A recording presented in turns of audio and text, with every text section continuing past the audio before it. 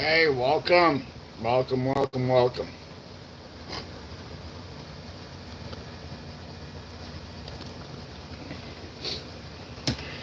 Ah, so just bear with me. Uh, let's say, first one,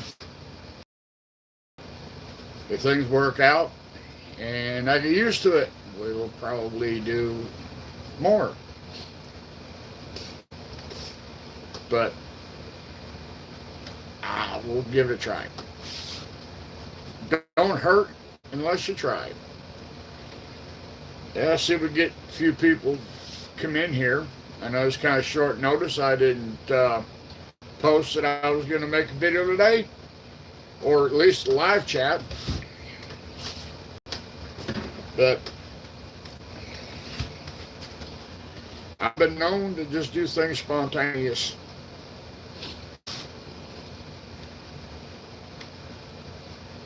Let's see here. Yeah, we got.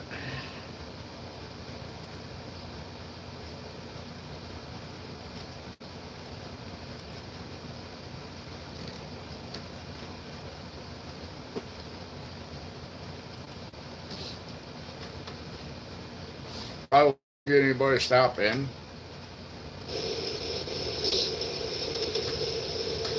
I won't get anybody to stop in. Uh-oh. I do. Hang on, let me fix this. I won't get anybody to stop in. Uh-oh. I do. Hang on, let me fix this. I won't get anybody to stop in.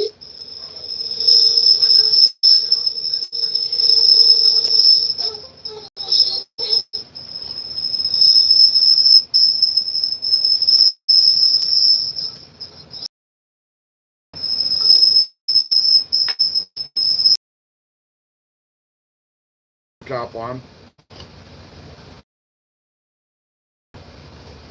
So, well, let me just get into here. We got one person.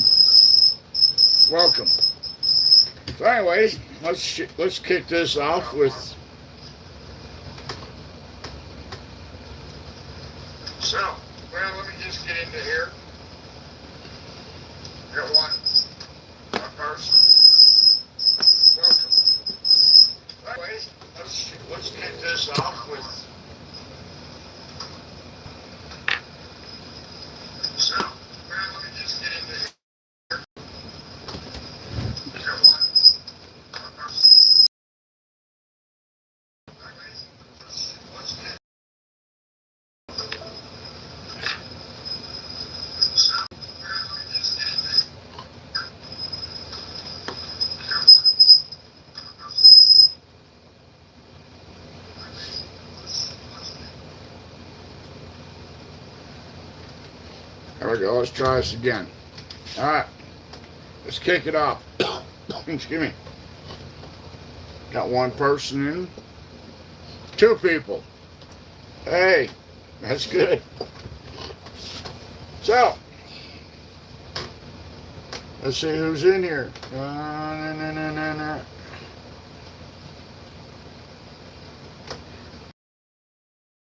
Welcome, buddy, you too.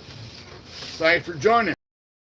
Just saying, I don't know how well it's going to go. It's the first time I've done a live video. Usually everything is pre-recorded, but we'll give it a shot and see if we can, how many people we can make mad or how many people we can get in here. So anyways, as you know, I'm Scott from Cowboy Leather and Shoe Repair here in Sparta, Tennessee. Through my videos, you probably learned quite a bit about me. I'm like an open book. You know, ask questions, I'll tell you what, tell you what's going on.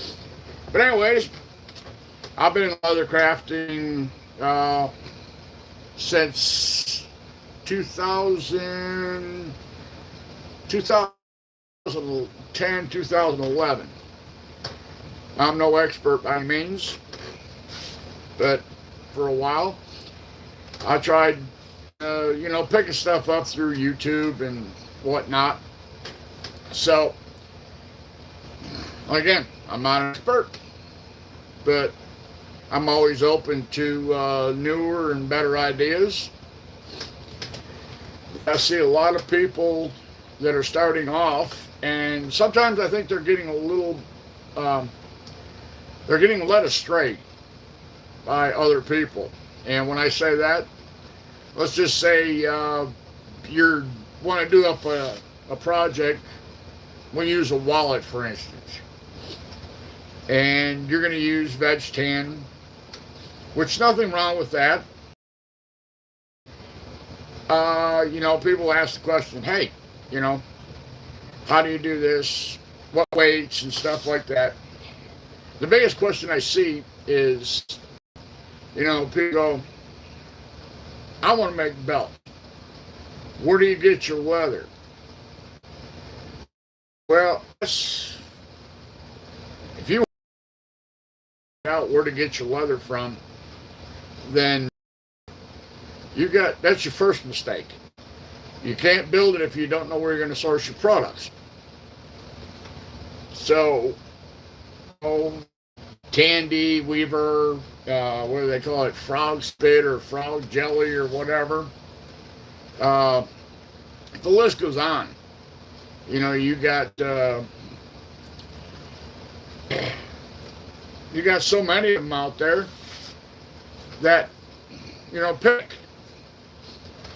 So once you've got your leather and you figure out that you want to make wallets, you'll see the comments. I've wet my leather, I've cased it, I've tooled it, I've used packing tape or painter's tape, and it can't get it off the back. Well, I find in my own experience that if you're going to use the painter's tape on the back, that you want your leather to be dry. Once you get done tooling, get that tape off of there, because it will leave, a residue. But, I've seen and heard people say, well, let my item dry, and I put oil on it, let that dry, and then I'm going to put my dye on it, let that dry, and they're talking about days. They've let this, they've let the water dry up for a day, or 8 hours, whatever. Then they've let that oil dry, and I don't know what kind of oil they're using, but oil does not really dry.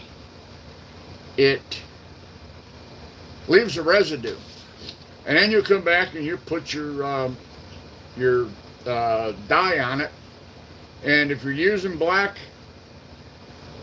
that's going to be a beast, because what's going to happen is the dye is going to absorb into the leather.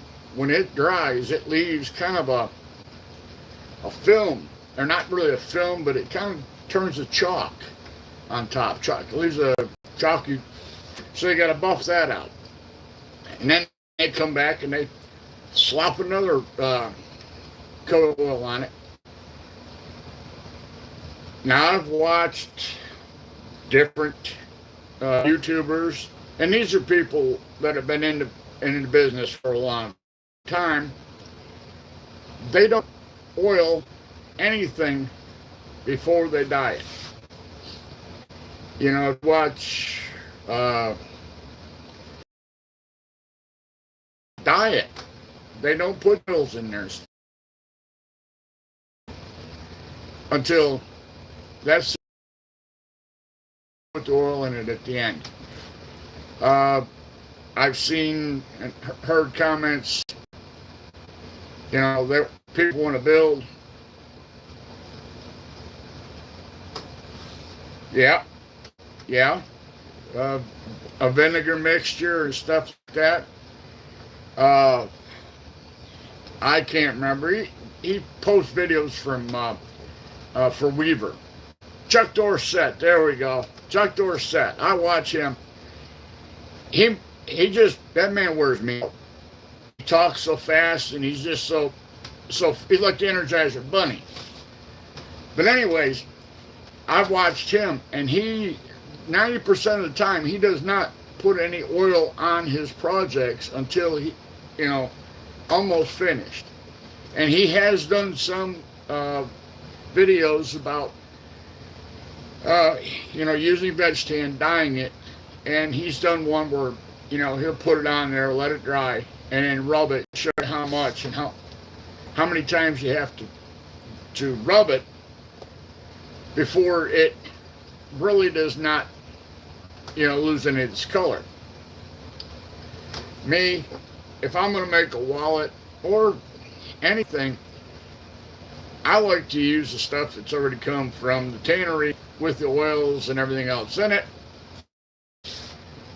because I like it that way. It saves me time. Of course, when I'm making something, I'll be making 5 or 6 of the same item, and if I were to do hours in between, time is money. And I've had people say, hey, you got to use veg, but if you get the stuff that's already, my feeling now, this is my feeling, if you get the stuff that's tanned or oiled and everything else from the tannery, that color's pretty much set, and you don't have to worry about it. Now, yes, there are a few leathers that do bleed the color. I've noticed that I can't think of it. It's on the tip of my tongue right now. Latigo will bleed color, but most of the leathers that I use that are edge tan, but they're dyed at the tanner, are saddle skirting, harness leather, and stuff like that. And never really had any trouble. So that's just some of the comments that I see that people have. And my suggestion is, for myself, I use a lot of 3/4 inch roller buckles. No, excuse me, not 3/4 inch, 5/8 roller buckles in brass and stainless steel. When I first started out, I was just using, I'd get 5 or 10, something like that. Well, if I'm making a pair of suspenders, it takes 2 buckles, and depending on what snaps I put on them, that takes 4 snaps. So if I, just buy 4, buy 10, whatever. So what I found is find a supplier that you can sign up for as a business. It'll give you, maybe a couple of dollars, maybe a few cents off of your hardware, but it's worth it. With Weaver, I think you have to spend $1,200 a year to get the discount. Well, sometimes you don't use $1,200, but if you find something that you're making and it's consistent and you need, we'll say, buckles, you can spend $1,200. And if you buy your leather from there, it don't take long to eat up $1,200. So some people it's beneficial for, some people it's not good. Now, sourcing leather, again, you've got Tandy, you've got Weaver, you've got Buckle Guy, you've got Wicked and Craig. Everybody, I think, pretty much handles Wicked and Craig. You just have to find who's got the best. Now, the other day, I saw somebody that I follow a lot of people, I don't follow them, but I kind of step into the channel or forum. It's on Facebook. It's called Beginners Leather Workers or something like that. And you'll see all kinds of questions in there. And sometimes it's interesting.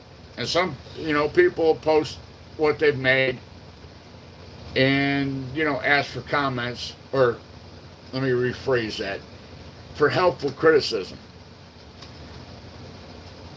Most of what I see is people that are getting into the craft of leather work, they don't use stitch groovers or use wing dividers, and they kind of sort of try and freehand their stitches in. I saw a picture of a guy, he made I think it was a cell phone case, and his stitches were way far apart. He could have got another hole in between the ones he had. But hey, we all got to learn someplace. But I don't condemn anybody. We all got to learn. We all start someplace. It's just that some people give some, and if you go into a leather crafting for beginners, the name on the door, it says we're beginners. You might get bad advice. But again, gotta learn someplace. So let's see what else. There's something else that I find rather interesting. There's a few YouTubers out there that they sell their products. Well, we all try to sell our products, but and I'm looking at doing it. I don't have a really fancy camera. I do, my photos and stuff like that with my phone. But I find when I try and sell a product, whether it be a knife sheath or a gun holster, I'll throw the shooter in it, and then put a few little gizmos around it. I'll throw a hunting knife or a big Bowie knife or something like that along with it. I find in watching other YouTubers that the presentation is where it's at. Like if I took this holster and gun belt, put the pistol in it that belongs in there, and kind of stage it, I could sell that holster all day long. It's not only, that I think the presentation is forgotten. The money end of it, the cost, time, and this, that, and other thing.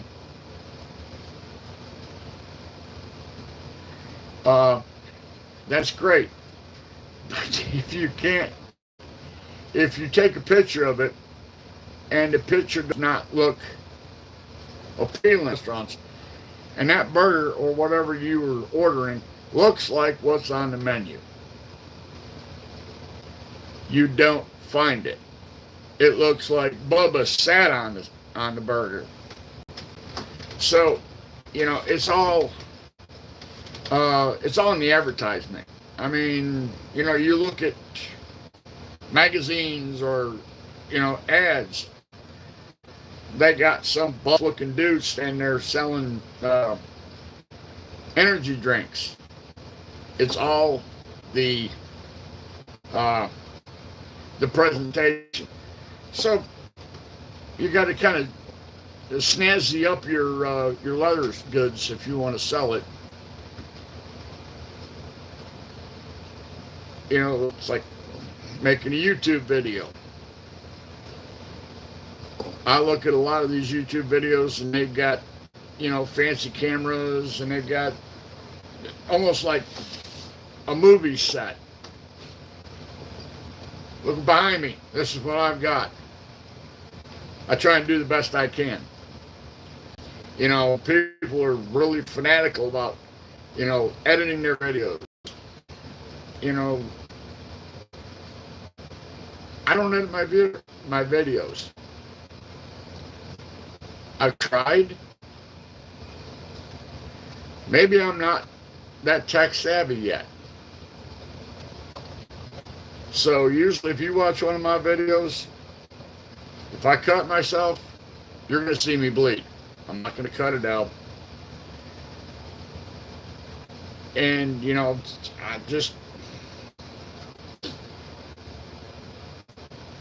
my videos aren't perfect.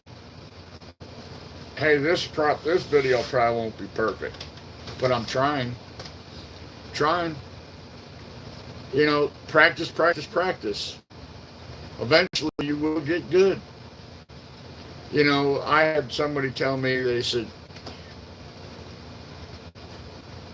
people will ask them, well, how do I know when I'm getting better? And what this person said is, you take your first one. Oh, geez. The son, that's who does my makeup.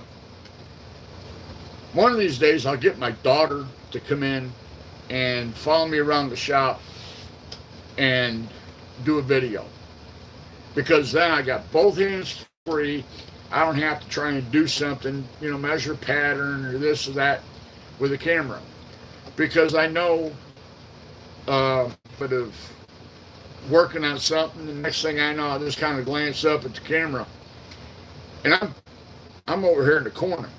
All you see is my bald head, and you don't see what I'm actually doing. So,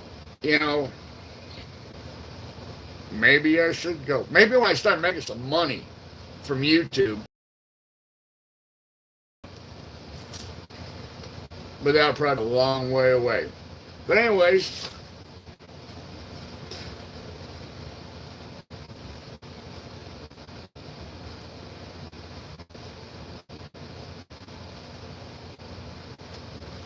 yeah, let's see here. It says used to be taught in school. Today all people have is YouTube and Facebook.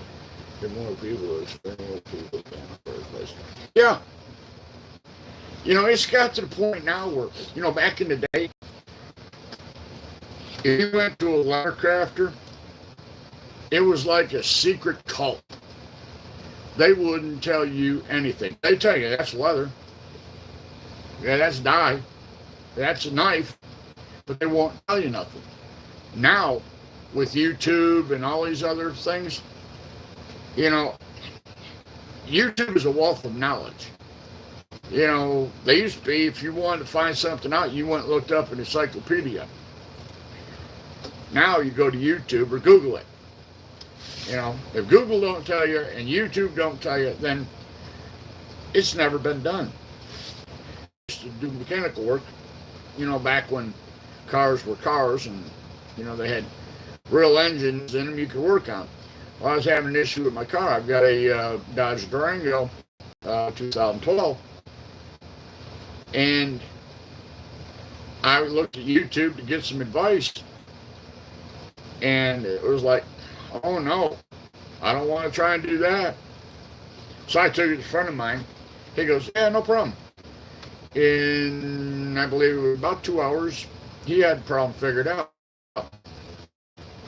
But getting back to leather, this is not a car channel, this is a leather channel. It will give you ideas, pointers. In fact, the man I mentored, that helped me a lot. I remember when I first met him years and years ago, he was very guarded on what he would show me or tell me. But I think a lot of that was, he was in the leather business. He made saddles, he made stuff, movies, and in a lot of circles. But he was guarded.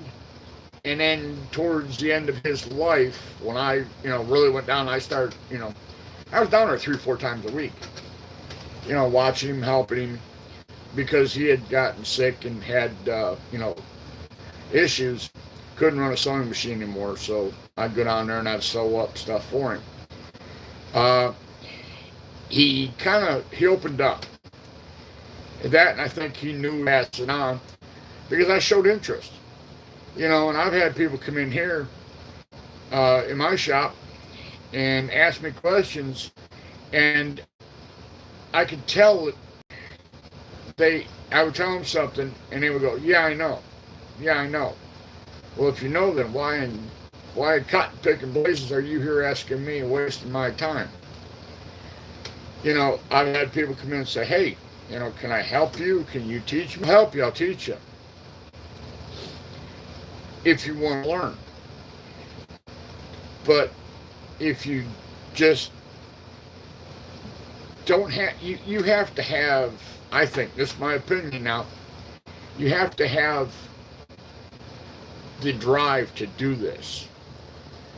This is not something, because that you just, oh yeah, I want to do this or do this. You buy the tools that you need, but your heart's not in it. I've seen a lot of people that they get into it, and when they find out that it's not easy, it's expensive. All the tools that you have, just go look on Google, or not Google, but look at Tandy, Weaver, these different, the stuff is expensive. Even if you buy the Chinese stuff, it's expensive, to have this stuff. Now, I tell people when they ask, I'll say, go down to Lowe's, go to, Harbor Freight. Harbor Freight's a good place. Go in there, buy yourself a couple X-Acto knives, a good straight edge ruler, whatever. Buy yourself a pack of,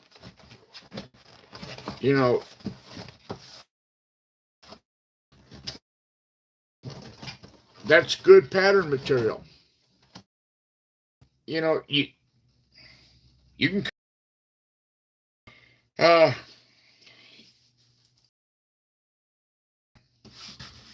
but some people,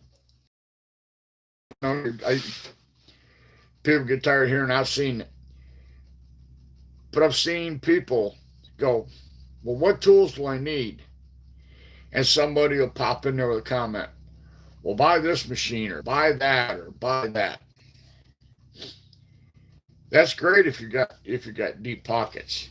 But if you don't have deep pockets, well, after you get done buying some leather and tools and stuff like that, you won't have deep pockets. You'll have empty pockets. But in the long run, this is it's a fun hobby. It can turn into a lucrative business. If you're going to do something like this, you have to have a little bit of creativity. I couldn't draw a straight line. Use a ruler, and if you can't cut a straight line, use a ruler. If you can't cut circles and you don't have a way to cut circles out, like if you wanted to make a small circle, everybody drinks water. There's a small circle. Draw a line, draw around it, cut it out. You have to improvise. I've got a piece of metal laying back there in the shop, or setting rivets or whatever the case may be. They got square edges on. So if I need to make something and I have to make a good square, there we go. Every once in a while, things kind of cut out. Getting back to your question. Yeah. Now, I've got people say, oh, shoe patcher. You're you're taking a piece of leather and you're putting it onto a side of a shoe. Now, most shoes 5-ounce leather. You take another piece that's 4 to 5 ounces. Well, let's just round it up. 5 and 5 is 10. So let's punch it through 10 ounces of leather. It goes through it. So they used it for a long, long time. In fact, if you just, speaking of Google, when Singer started selling industrial sewing machines, I think you'll find that the Singer was the first one, and I can't remember what the second one was, but they were made way back in 1859, 1860. Because I was looking it up because I kind of got not an argument, but in a discussion with somebody that was saying everything during the Civil War was hand sewn. Yeah, hand sewn. If you're in the North, some was hand sewn because I can't remember how many days to make a pair of pants and a jacket. In the North, when they started using the industrial sewing machine, it went from several days down to 2 days. So the sewing machine has been around for a while. But getting back to your question, I use the Trottle 29-4. I use it quite a bit. I do so. What really it's really handy for if you get somebody that brings in their motorcycle jacket wants patches sewn on it. So they're good for that because that head turns. It's got the big ears on it. You could turn it. I don't like sewing patches on, but it does. I've seen, in fact, this machine that I've got back here, where it was in a shoe repair shop, and the woman, she sat there and sewed patches all day long using that machine. So I know it will sew patches on. And, it's a good machine. $250. Yeah, you're welcome. What is it, being custom? You're welcome. See, ask questions. I'll give you my opinion. Now, opinions are like buttholes. Everybody got one. Now, you may go someplace else. Somebody else will say, oh, they're garbage. They're not worth anything. But they've been around a long time. There's people on here that swear by the Cobra machines. If you followed my videos, you see I've got a fern coat. Well, back when this thing was made, it was called the Ferdinand Bull. But now it's called fern coat. They've changed the paint colors on them. But, people go, oh, they're like fanboys of Cobra machines. Some people won't use anything but a Kenso or a Sailrite. Every machine out there has its, capability. It shines. And then you try and put something through it and it goes, not today. So if you have a machine for everything that you do in your shop or that you think that you're going to do in leathercraft, can I borrow some money? 1855. Thank you. So they've been around a while. I kind of I'm not a big history buff. We'll say guns, cars, or people go, don't. Okay, thank you. I knew I was somewhat close, but I only went back as far as the war between the states because I was trying to prove a point. But anyways, uh, it. Oh well, sorry, train left the station with nobody on it. Uh, people will say you can't do this, you can't do that. You can do it.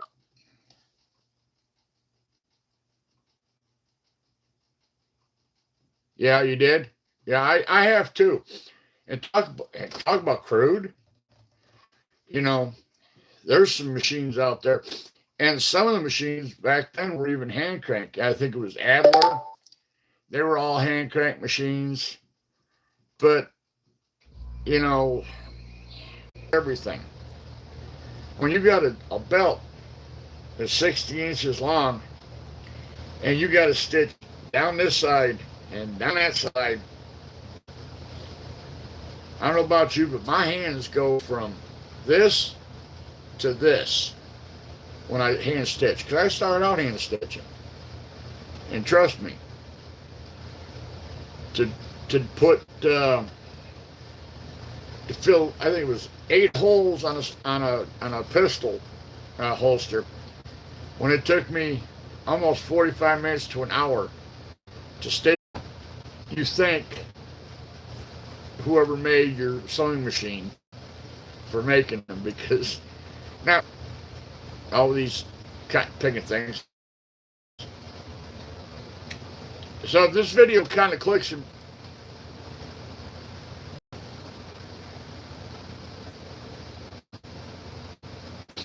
yep, probably. There's a lot of things, if you look back in history, that would probably, how they made leather, how they cut leather, the different things, the thicknesses. I mean, now saddles were made pretty much by hand. Some of that leather was pretty thick. The tanning was way different. It was crude. A lot of tanneries are still doing it the same way, but they've, kind of upped their game. But anyways, I know what it was. I've seen people go, I designed this wallet. And they're all proud about it. And I saw this, and a couple days later I saw, wait a minute. I looked at what the guy said, I designed this, and somebody else, he didn't design it. And some people will get mad at me, but there is nothing out there that's made of leather that hasn't been produced, reproduced, because leather has been around for thousands and thousands of years. Because I think I mentioned this in one of my videos one day. Adam and Eve wore fig leaves, scratchy, and they found animal hides. So this animal hides make clothes and whatnot, been around for a long, long time. That's all I'm going to say on that, because that you can get into a big old discussion for that. About anybody else, but I had fun.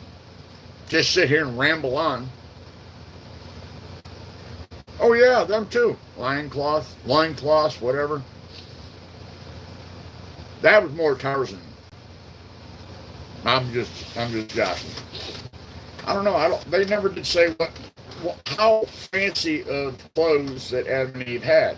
Maybe Adam had a loincloth and Eve had a what I would call a bikini top and bikini type bottom. But anyways, I wasn't there, so I can't tell you. But, you know, I've watched a lot of live feeds from different people. Oh, everybody done left me. It's getting to be close to my quitting time, and I'm going to go through the shop and run a broom around here in some of these machines, dust off a few of the machines. They're getting kind of dusty, and probably hit them with some grease. So, all you people that stopped in, listen to me babble and ramble, thank you very much. You know, maybe, I shouldn't say maybe. Maybe I'll say, yeah, okay. Maybe sometime during the week besides Fridays, I'll just sit down and make a live. Just for the heck of it. I don't have anything else better to do. And maybe in a live I'll just, you know, throw some other content in here when I'm building. Thank you. I'm glad some of you appreciate it. 100%. Now, I don't want to be bold here, but if you like this video, if you like any of my videos, my lives, as being the first one, you know, if you're not already a subscriber, subscribe, hit the like bell, do all that stuff, please. It just makes me think that, you know, people at least listen to me. I'm not just sitting here beating my gums and wasting time. And if you got any questions or comments, you know, put them down in the bottom. I try and answer everybody, you know, snarky comments or not. If you can be snarky, I'll be snarky. So, I'm going to get out of here. And as I say in all my videos, I hope everybody has a good weekend, has a safe weekend, and we'll see you next week. Cowboys out. Bye.